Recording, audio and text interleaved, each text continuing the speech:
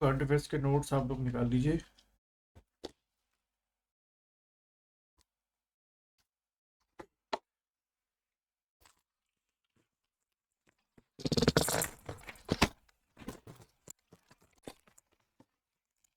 ठीक है, चलिए पहला लिखिएगा। पहला एक नाम लिखिए, शेख हसन खान। पहला एक नाम लिखिएगा सब लोग, शेख शेख हसन। ठीक है, शेख हसन, शेख हसन खान। ये न्यूज़ में क्यों रहे Sheikh Hasan Khan, make an arrow, और इसमें लिखिएगा शेख हसन खान में लिखिएगा इसमें लिखिए इन 2023, इसमें पॉइंट लगा लिखिएगा इन 2023, इन 2023 he successfully sir climbed। Sir, एक मिनट, थोड़ा कनेक्शन अभी बीच में चला गया था। हाँ, ये नाम लिखो, प्लीज रिपीट कर दी। हाँ नाम दिख रहा है स्क्रीन पे जो लिखा हुआ है शेख हसन खान। ठीक है, और इसके आगे एरो, शेख हसन खान लिख दीजिए और इसके आगे एरो बना के लिखिएगा he successfully climbed, he successfully successfully climbed Antarctica's, successfully climbed successfully climbed अंटार्कटिकाज, जो आपका अंटार्कटिका हो गया नीचे कहाँ, साउथ पोल में, सक्सेसफुली क्लाइम्ड अंटार्कटिकाज हाईएस्ट। यहाँ से दो क्वेश्चन आपको मिल जाएंगे। अंटार्कटिकाज हाईएस्ट पीक,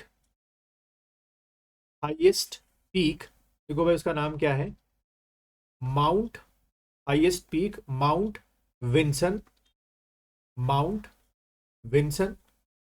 ठीक है, माउंट विंसन। तो ये क्वेश्चन आ सकता है, ये इंडियन है। ठीक है, शेख हसन खान जो है आपके इंडियन है, तो क्वेश्चन आ सकता है भाई कि शेख हसन खान जो है किस वजह से आपके न्यूज में रहे थे। इस तरीके से आपसे क्वेश्चन पूछ सकते हैं। तो भाई ये अंटार्कटिका पे चढ़े। अब इनका जो क्लाइंबिंग का जो टाइम पीरियड है वो दिसंबर में है। ठीक है, अब यहाँ से एक और चीज अगर हम देखें, तीसरा फैक्ट है, तो यहाँ से देखो दो फैक्ट मिल गए। पहला मिल गया शेख हसन खान, भाई कहाँ चढ़े, अंटार्कटिका की हाईएस्ट पीक पे चढ़े। और ऐसे क्वेश्चन बन सकता है कि अंटार्कटिका की हाईएस्ट पीक का नाम बताओ, इन चारों में से क्या है, तो माउंट विंसन है आपका। ठीक है, एक तीसरा फैक्ट है जो कि हम इसको ज्योग्राफी से जोड़ सकते हैं, और वो फैक्ट क्या है कि दिसंबर का महीना ही ये जो शेख हसन खान है उन्होंने क्यों चूज किया, क्या वजह कि उन्होंने दिसंबर का महीना ही चूज किया वहां पर अंटार्कटिका में, क्योंकि इस समय जैसे कि आप लोगों को पता है कि नॉर्थ हेमिस्फीयर में पूरे विंटर्स चल रहे हैं, और साउथ हेमिस्फीयर, क्योंकि अर्थ की जो पोजीशन है सन के अकॉर्डिंग वो टिल्ट हो रखी है, तो साउथ हेमिस्फीयर में खास तौर पे अंटार्कटिका में पूरे 6 मंथ के समय क्या चल रहे हैं, दिन चल रहे हैं इस समय। विंटर्स हैं आपकी नॉर्थ हेमिस्फीयर में और समर्स हैं आपकी साउथ हेमिस्फीयर में। और अंटार्कटिका में जहां यानी कि साउथ पोल में जहां ये चढ़े, वहां 6 महीने का दिन है, तो temperature as compare to Arctic के मुकाबले वहां पर अभी ठीक ठाक है, तो इसलिए वो चढ़े। ठीक है, दिसंबर के महीने में। चलिए, आगे बढ़ते हैं हम लोग। तो जैसे कि यहाँ से एक तीसरा फैक्ट जो मैं डिस्कस करना चाह रहा था, क्या, ज्योग्राफी का, कि हमको पता है कि due to the position of the earth as compare to the sun, 6 months का एक पोल पे रात होती है और एक पोल पे 6 मंथ का दिन होता है, और फिर एक पोल पे अगर 6 मंथ, जैसे हमारे यहाँ इस समय देखें तो इस समय आपके जो नॉर्थ पोल है वहाँ पे 6 मंथ्स की रात चल रही है, और साउथ पोल पे क्या चल रहा है, 6 मंथ्स का दिन चल रहा है। यानी कि यहाँ पे इस समय नॉर्थ हेमिस्फीयर में विंटर चल रही है और साउथ हेमिस्फीयर में समर चल रहा है। ठीक है, चलिए आगे बढ़। अब इसका ठीक उल्टा मार्च अप्रैल के बाद हो जाएगा, जब नॉर्थ हेमिस्फेयर में जो है 6 मंथ्स की रात चलेगी, या नॉर्थ पोल पे 6 मंथ्स का दिन चलेगा, सॉरी, और साउथ में रात शुरू हो जाएगी। चलो आगे बढ़ते हैं हम लोग। अगला क्वेश्चन लिखिएगा, PM Modi inaugurated, PM Modi PM Modi inaugurated, अगला क्वेश्चन है, PM Modi inaugurated world's world's largest, क्या लिख सकते हो, बिगेस्ट या लार्जेस्ट मेडिटेशन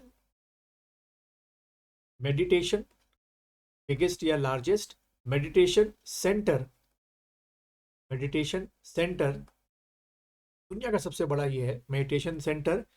इसका नाम लिखिए क्या है, स्वर वेदा महामंदिर, लिख दो स्पेलिंग, SWAR वेदा महामंदिर, महामंदिर कहाँ पर है? एट वाराणसी।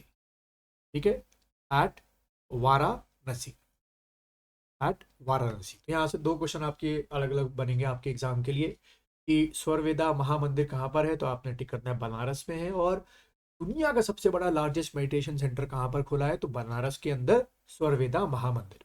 ठीक है, चलिए अगला बढ़ते हैं। नेक्स्ट लिखिएगा Haryana, Haryana, Haryana has one the title of, has one the title of. तो ये 2024 में आपके जो भी पूरा 7-8 महीने तक आपके ये फैक्ट्स किसी भी एग्जाम में आ सकते हैं। तो Haryana one the title of Vijay Hazare trophy, one the title of Vijay, Vijay Hazare, Hazare trophy. ठीक है, one the title of Vijay Hazare trophy. ठीक है, विजय हजारे ट्रॉफी।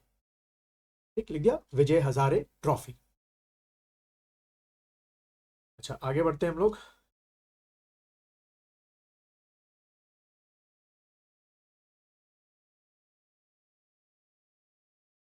अगला क्वेश्चन लिखेंगे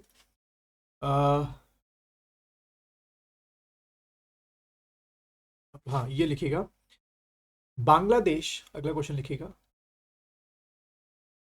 Bangladesh has won the, Bangladesh has has won the, has won the under 19 Asian Cup title, won the under 19, under 19 Asian Cup title, Asian Cup title.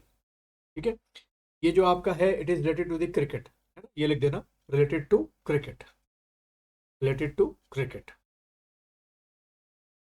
ठीक है, अगला question बढ़ते हैं हम लोग। नेक्स्ट देखिए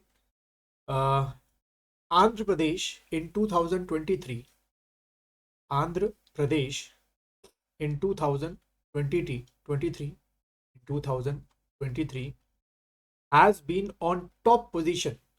ठीक है, has been on top position, has been on top position, top position in agriculture marketing reform, top position in agriculture, agriculture marketing reform। okay? agriculture marketing reform, top position in agriculture marketing reform। ठीक है, अच्छा यहां पर आप लिख सकते हो एक स्टार बना के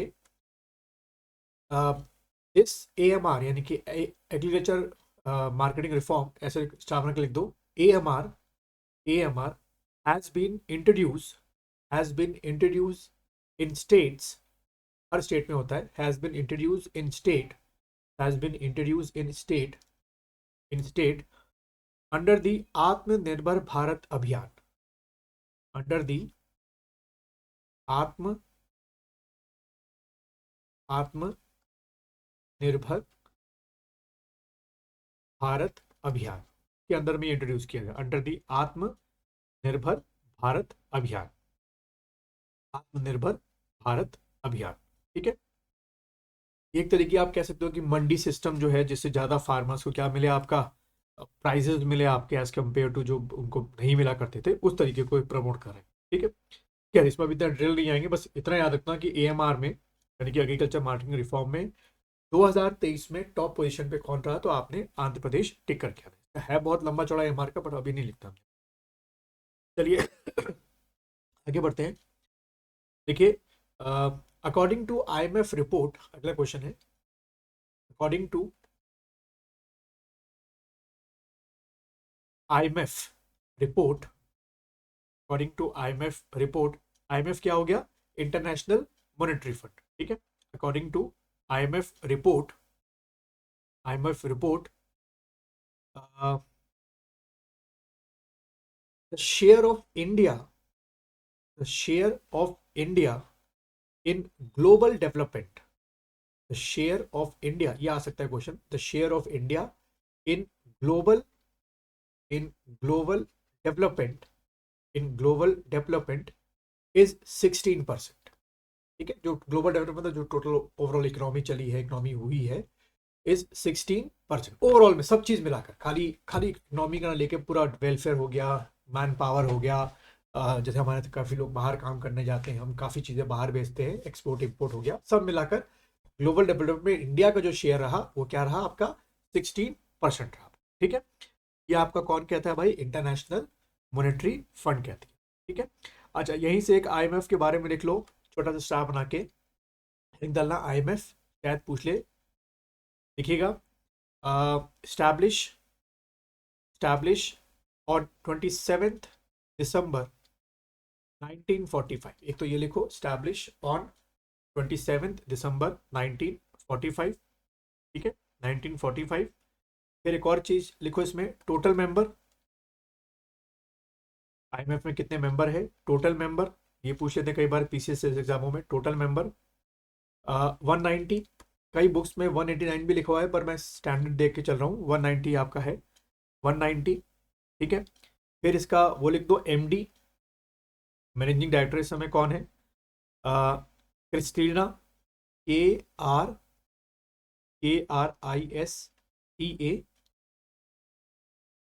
KRISTALINA, क्रिस्टलिना।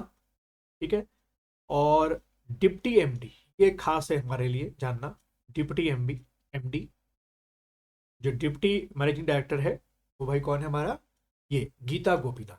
इसलिए थोड़ा सा मैंने लिखा दिया उसको, एग्जाम में आ सकता है, गीता, इंडियन ओरिजिन की है भाई ये, गीता गोपीनाथ।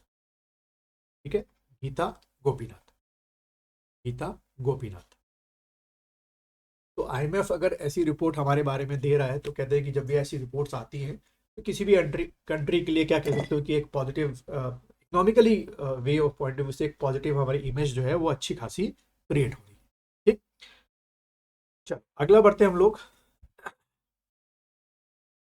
अगला लिखिएगा अकॉर्डिंग टू नीति आयोग।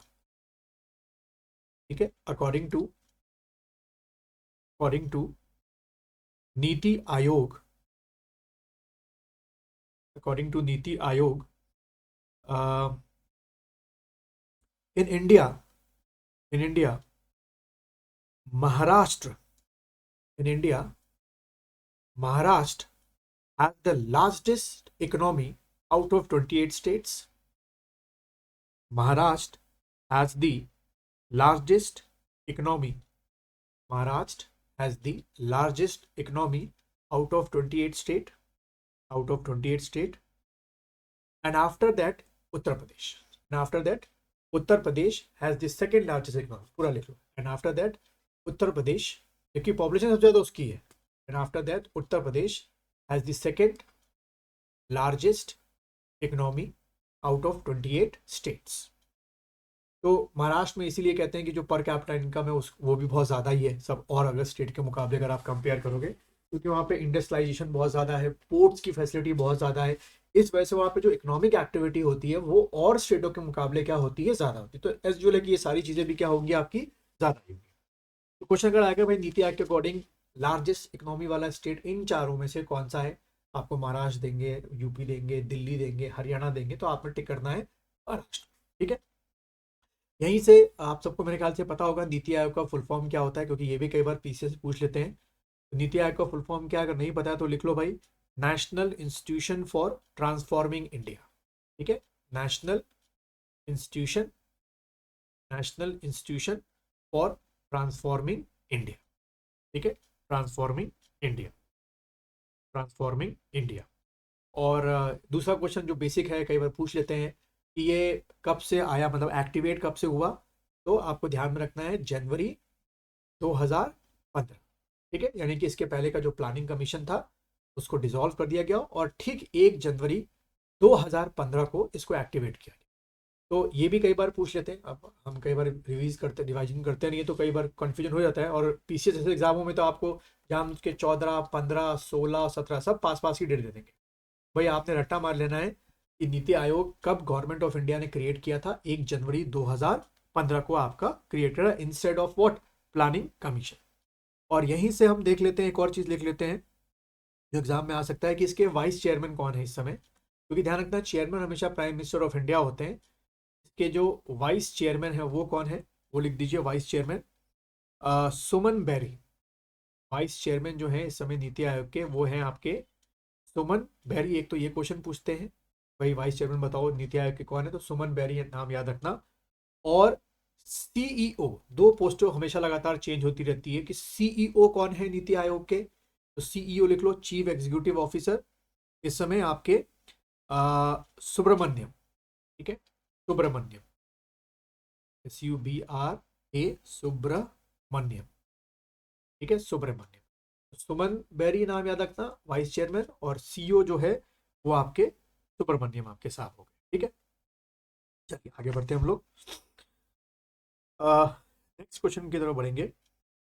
एक क्वेश्चन तो नहीं है लेकिन एक डेटा है, छोटा सा लिख लो कहीं पीसीएस में ना जाए किसी एग्जाम में, कि 2023 में ओवरऑल जब से हमारे यहाँ कह सकते हो कि यूपीआई जो है, आपने पढ़ा था इकोनॉमिक्स वाले पार्ट में कि जो ये क्यूआर स्कैन करके जो ट्रांजैक्शन आपका हो रहा है वो कितना हुआ। ठीक है, तो ये जो क्यूआर का कॉन्सेप्ट है ये इसको शुरू हुए 6 साल हो गए हैं। ठीक है, 6 सालों से आप फोन पे से लेकर क्या कहते हैं पेटीएम से लेकर अलग चीज़ों पे स्कैन करके मनी का ट्रांजेक्शन कर रहे हैं। तो 6 साल पूरे होने पर जो एक वैल्यू निकाली गई है वो आपकी निकली है 139 लाख करोड़। ठीक है, इतना पैसा जो है पूरे भारत में क्यूआर स्कैन किया गया पिछले 6 साल विद इन 6 ईयर्स। ठीक है, 10 रुपये 20 रुपये चाय पी रहे हैं, 10 रुपये की कॉफ़ी पी रहे हैं, या कुछ भी मतलब छोटे से छोटा अमाउंट से लेकर बड़े से बड़ा अमाउंट तक, 50,000 60,000 1 लाख तक का सब मिलाकर लगभग 139 लाख करोड़ का क्या किया गया है, इन 6 सालों में ट्रांजेक्शन किया गया within for last 6 years.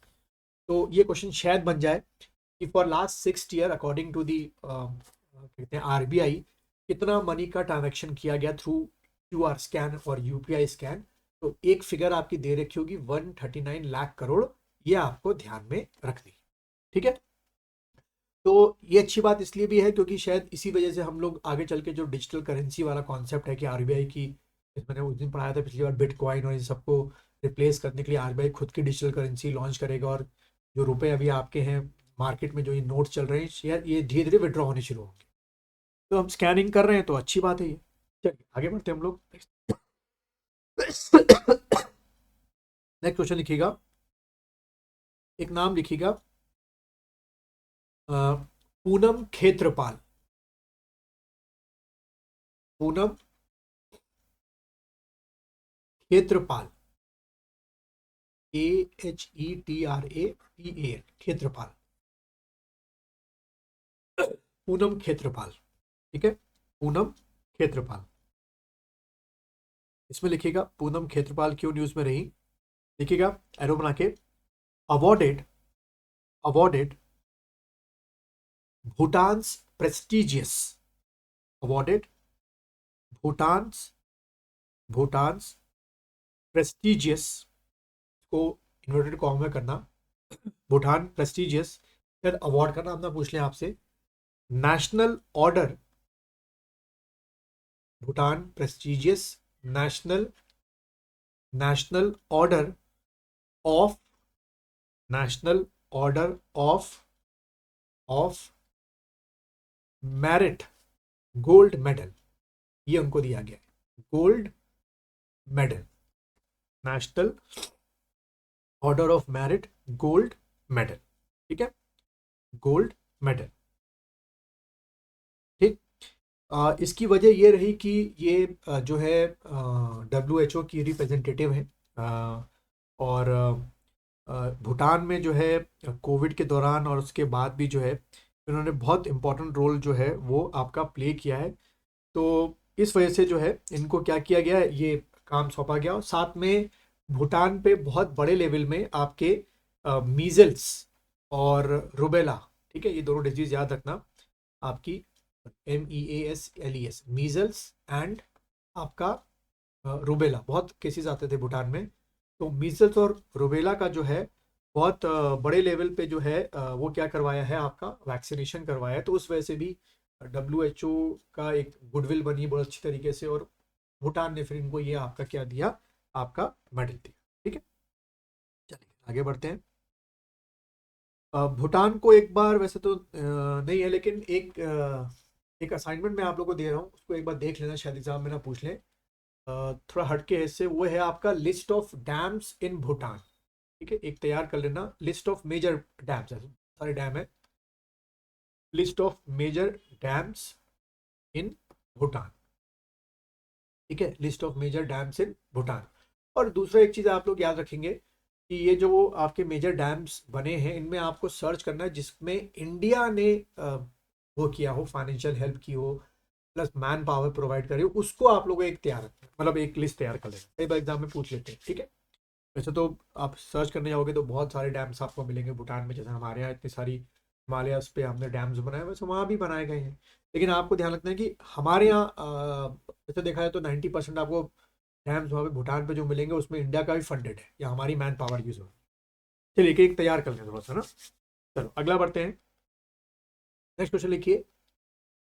Indigo Indigo become the first Indian airlines. Indigo become the first Indian Indian airlines Indian airlines uh, Indian airlines to carry 100 million passengers, to carry 100 million passengers in a year, in a year। तो ये शायद exam में आ जाए, in a year। ठीक है, in a year 100 million passenger in a year. ठीक है, अब यहीं से एक स्टार बना के या नीचे एक पॉइंट बना के लिख लो, there are seven domestic airlines, there are 7 domestic airlines, there are 7 domestic airlines operating in India. ठीक है, 7 domestic airlines operating in India. और जैसे कि मैंने आप लोगों को शायद पहले बताया था, जो आपका उड़ान था, उड़े देश का आम नागरिक। ठीक है, और अब तो उड़ान का 4.0 वर्जन चल रहा है। तो वन से ही लगातार सरकार जो आपकी है 2014 के बाद से, उड़ान जब लॉन्च हुआ था तो कोशिश की जा रही थी कि जितना जल्दी हो सके कॉमन मैन तक जो है ये एयरवेज की सर्विस पहुंचे, वो पहुंच भी रही है। क्या इसमें लिख लो वो 7 डोमेस्टिक एयरलाइंस कौन सी हैं। पहला लिखिएगा air Asia India, air Asia India. ठीक है, दूसरी आपकी लिखिए second air India, air India. ठीक है, थर्ड आपकी लिखिए air India express, air India express, air India express. फिर चौथी लिखो गो फर्स्ट, गो फर्स्ट।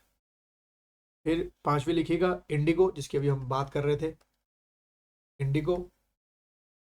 और छठवीं लिखिएगा स्पाइस जेट, स्पाइस जेट। और सातवीं आप लिखिएगा विस्तारा। ठीक है, पांचवी आप लिखिएगा विस्तारा। तो उड़ान की अगर हम बात करें, ठीक है, उड़े देश का आम नागरिक, तो किसी को पता है ये उड़ान जो स्कीम थी कब से शुरू हुई थी? शायद मैंने कभी लिखाया हो तो। 2015। 2015। तो एक बार चेक करना, मेरे ख्याल से 2016 तो नहीं है, एक बार चेक करना, तो 2016 लग रहा है मुझे। ठीक है, एक बार देख लेना, 2016 या 2000, एक बार देख लेना आप लोग, जरा चेक कर लेना, हाँ, कि गलत कोई ना लिखे। तो ये आप लोग का असाइनमेंट है उड़ान का, एक बार देख लेना, ये रखे आपका। ठीक, अच्छा यहाँ से एक और क्वेश्चन है आपका, वो है आपका साइंस के पॉइंट ऑफ व्यू से, और वो है आपका शॉर्ट नोट तैयार करना अबाउट द एविएशन फ्यूल। ठीक है, एविएशन फ्यूल तो लिख लो, एविएशन फ्यूल किस तरीके से बनता है, इसके केमिकल प्रॉपर्टीज क्या होती हैं, है ना? और कॉस्ट वॉस्ट नहीं पढ़ना आप लोग को, ये सब एक बार देख लेना। एविएशन फ्यूल शायद कहीं पूछना ले अबाउट द एविएशन फ्यूल, आ सकता है। चलिए आगे बढ़ते हैं हम लोग। नेक्स्ट लिखिए आपका SAANS, ठीक है, ये लिख दो आपका SAANS।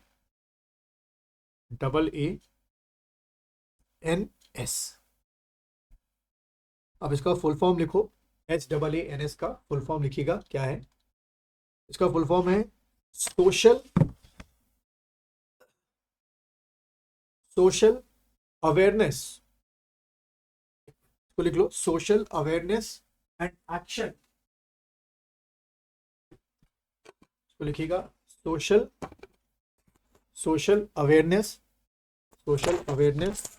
Awareness and action to neutralise pneumonia successful. Pneumonia में पी साइलेंट रहता है। टू न्यूट्रलाइज निमोनिया, NPNEUMONIA, ठीक है, निमोनिया सक्सेसफुली। ये आपका किसका फुल फॉर्म हो गया, SAANS का, social awareness and action to neutralise pneumonia successfully, ठीक है। अब ये न्यूज में क्यों रहा, इसको लिखिए। Central government launched this program, या दिस कैंपेन लिख लो, launch this campaign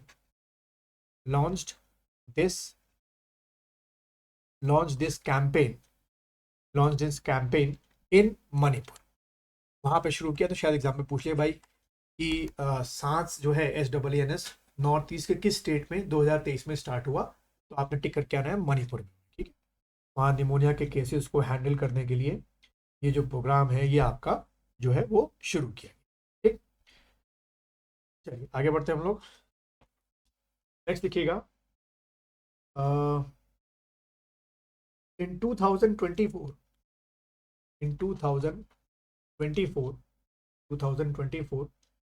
Khelo India youth games,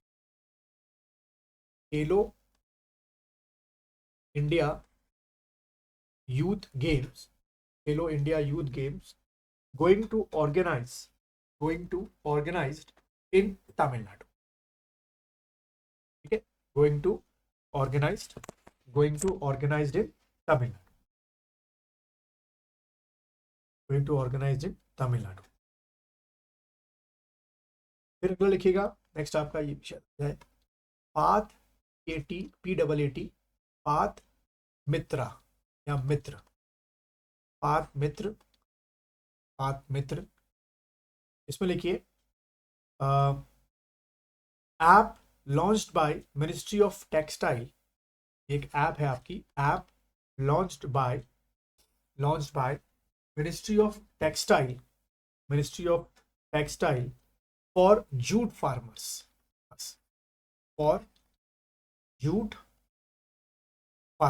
ठीक है, ministry of textile for jute farmers. फिर एक और चीज लिखो, शायद वैसे स्टेट का लेकिन आ सकता है, लिखिए बिहार गवर्नमेंट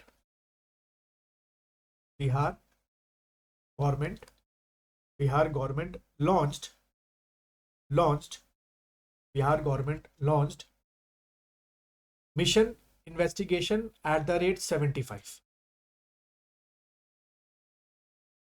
launched mission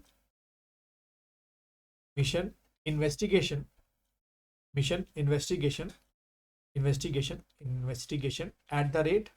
@75,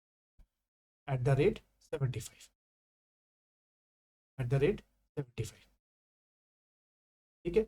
इसका ऑब्जेक्टिव क्या है कि FIR, फर्स्ट इंफॉर्मेशन रिपोर्ट बोलते हैं हम लोग इसको, फुल फॉर्म FIR को, FIR लॉन्च होने के 75 डेज के अंदर अंदर, जैसे मान लीजिए आज FIR लॉन्च हुई है तो आज से वो डेज काउंट होंगे, तो 75 डेज के अंदर अंदर जो कंप्लीट इन्वेस्टिगेशन है, देखिए पूरा जितना भी वो जो पुलिस IO होता है, इन्वेस्टिगेशन ऑफिसर होता है, जो कर सकता है वो करे और अपनी रिपोर्ट जो है वो कोर्ट को सबमिट करे, ठीक है। ये उन्होंने शुरू किया क्राइम रेट को कैसे तो कम करने के लिए आपका। चलिए अगला लिखिएगा, ये लिखिएगा IIT काशीपुर, IIT काशीपुर इसको लिखिएगा, IIT Kashipur started, IIT Kashipur has started railway management program in 2023. Railway management program in 2023. फिर लिखिएगा, नेक्स्ट क्वेश्चन आपका है, गुरु नानक देव यूनिवर्सिटी अमृतसर, गुरु नानक देव यूनिवर्सिटी की बात हो रही है, अमृतसर की, Guru Nanak Dev university Amritsar has won दी, क्या जीता भाई इसने, हैज वन दी मौलाना, जो हमारे फर्स्ट एजुकेशन मिनिस्टर थे, मौलाना अबुल कलाम आजाद ट्रॉफी, मौलाना Abul Kalam Azad trophy, first education minister. हाँ, लिखना है तो लिख सकते हो आप, मौलाना अबुल कलाम आजाद ट्रॉफी, ठीक है, मौलाना अबुल कलाम आजाद ट्रॉफी। और इसीलिए हम लोग जो है मौलाना अबुल कलाम, यहाँ नीचे स्टार बना के लिखना है तो लिख लो, 11 नवंबर का जो दिन है उनका बर्थडे का, वो हम कैसे मनाते हैं, नेशनल एजुकेशन डे के तौर पर मनाते हैं। इसको लिख दो, 11 नवंबर birth of Maulana Abul Kalam, celebrate as national education day, ठीक है, आप लिख सकते हैं, celebrate as national education day, ठीक है, नेशनल एजुकेशन डे। आगे बढ़ते हैं, नेक्स्ट लिखिएगा, थर्ड अटल गौरव सम्मान सेरेमनी, थर्ड अटल गौरव, GAURAV, अटल गौरव सम्मान। आपने देखा होगा आज भी एक फॉर्म आ रखा है, परसों भी एक फॉर्म आया था UKSSC का, वो आमीन का फॉर्म था, 12th पास, और साथ में आपके पास ITI की एक डिग्री भी, एक डिप्लोमा भी होने चाहिए। और आज जो फॉर्म आ रखा है वो आपका कोचेस का आ रखा है, जिनको हम लोग ना ये क्या बोलते हैं, स्पोर्ट्स कोचेस का आ रखा है, अराउंड 110 पोस्टों के लिए। लेकिन ये सब टेक्निकल पोस्ट है कि पर्टिकुलर आपको इसके लिए चाहिए। कहने का मतलब ये है कि उम्मीद है कि शायद इलेक्शंस आचार संहिता लगने से पहले पहले आपके जो नॉर्मल आपके फॉर्म्स हैं, जैसे कि लोअर PCS, अपर तो भूल जाओ, लोअर PCS हो गया, और उसके बाद FRO का हो गया, आप लोग में तो होंगे, तो FRO हो गया, या लॉगिंग ऑफिसर हो गया, या UKSSC उसके शायद निकाले, क्या कहते हैं, कनिष्ठ सर सहायक। FRO में हम एलिजिबल है ना? नहीं तो उसके लिए आपके पास क्या था, आपका ग्रेजुएशन क्या थी, किससे थी FRO में? Sir BTech. हाँ, बीटेक का है, मैथ्स थी बीटेक में आपके एक सब्जेक्ट, ऐसा सब्जेक्ट? एक्स्ट्रा नहीं होती सर, एक सेमेस्टर में होती है, फर्स्ट ईयर में नहीं, वो तो बीटेक थी। वाले भरते हैं, मैंने देखा है, FRO भरते हैं बीटेक वाले।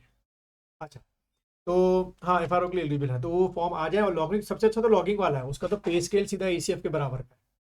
तो उम्मीद है कि हम लोग के पास ये अभी 10 दिन बचे हुए हैं जनवरी के, और फरवरी का पूरा महीना बचा हुआ 28 दिन। तो इन कह सकते हो कि 30-40 दिनों में जो नोटिफिकेशन आना है वो आ जाएगा, क्योंकि उसका फिर आचार संहिता लग गई तो फिर बाद में ही आएगा, फिर यानी कि इलेक्शन के बाद, यानी कि आप कह सकते हो कि मई के बाद, अप्रैल मई के बाद ही फॉर्म आएंगे जो आएंगे। अच्छा,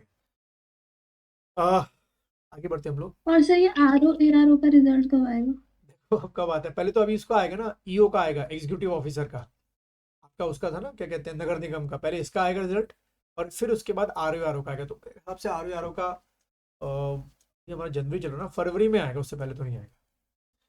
अच्छा, अच्छा, हाँ, एक चीज बताना मैं भूल गया आप लोग को, हम लोग ने वैसे RTI मारी है, लेकिन कहीं से पता चला, ये आप लोग को याद है विधानसभा जिसमें लगभग 100 लोग निकाले गए थे, तो 100, आप 100 तो नहीं है, लेकिन 70 और 80 के बीच आपकी जो है पोस्टें क्रिएट हुई हैं, RO की और ARO की, विधानसभा के लिए। तो उसका भी अध्याचन तैयार हो गया है। अब चक्कर बस ये फंस रहा है कि ये जो 70-80 RO की पोस्टें विधानसभा में, ये किसको भेजी जाए, UKSSC को भेजी जाए या PCS को भेजी जाए। एक बार ये डिसीजन हो गया तो इसके फॉर्म भी मुझे उम्मीद है कि शायद इलेक्शन से पहले आ जाए। ये भी आप लोग एक सरप्राइज मिले, RO का विधानसभा वाला। और उससे भी बड़ा सरप्राइज ये मिले कि इसमें शायद मेंस ना हो, सिर्फ आपका क्या हो, प्रीलिम्स हो, मतलब एक ही एग्जाम हो आपका बस। और सर सिलेबस यही है ना इसमें? हाँ जीएस होता है और कुछ नहीं, बस जीएस अपना उत्तराखंड और और जीएस। हिंदी तो नहीं आएगी फिर अगर प्रीलिम्स एक हाँ ही है तो? एक हिंदी का मुझे बस एक बार कंफर्म करना है, इसलिए मैंने आरटीआई मार रखी है अभी, 2 दिन पहले ही मैंने विधानसभा में आरटीआई मारी है, तो 10-15 दिन में मुझे जवाब मिल जाएगा, तो क्लियर हो जाएगा कि भाई हिंदी आ रही है कि नहीं आ रही है। तो अगर आ रही है तो मैं थोड़ा सा हिंदी आप लोगों का शुरू कर दूंगा 10 मिनट का, व्याकरण जो वाला हिस्सा है। अच्छा आगे बढ़ते हैं हम लोग। ये लिखा दिया मैंने, अटल गौरव सम्मान सेरेमनी ऑर्गेनाइज्ड इन न्यू दिल्ली, ये लिख दीजिए। थर्ड अटल गौरव सम्मान सेरेमनी, थर्ड अटल गौरव सम्मान सेरेमनी ऑर्गेनाइज्ड इन न्यू दिल्ली, ऑर्गेनाइज्ड इन न्यू दिल्ली। अगला क्वेश्चन लिखेंगे, Atul Kumar Rai, Atul Kumar Rai, Atul Kumar Rai has received, Atul Kumar Rai has received साहित्य अकादमी यूथ अवार्ड 2023। बोलो लिखना, साहित्य साहित्य अकादमी, साहित्य Akademi youth award 2023, Sahitya Akademi youth award 2023 for Hindi language. इनको किस लिए दिया गया है आपका? For Hindi language, for Hindi language, for Hindi language, ठीक है, फॉर हिंदी लैंग्वेज। तो हम लोग 5 मिनट का ब्रेक लेंगे और फिर अपना साइंस शुरू करेंगे।